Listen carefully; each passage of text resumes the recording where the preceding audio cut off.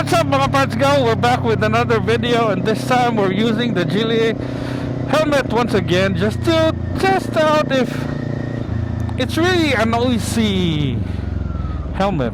Initial impression, it was noisy. So this video is to test it out again, specifically for wind noise. Alright.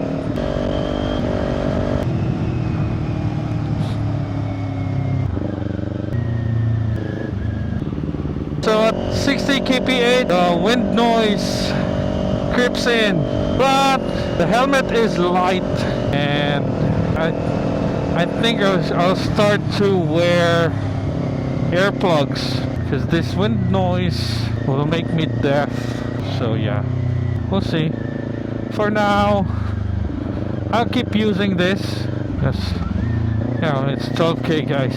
We have to find a solution to make this usable, but you know, this should keep my head safe for the moment, given that it's light. So it should be good for daily. And if I'll use this for our longer rides, I think I'll start using earplugs. Come on, give me some space. Come on. Another Gille helmet, guys.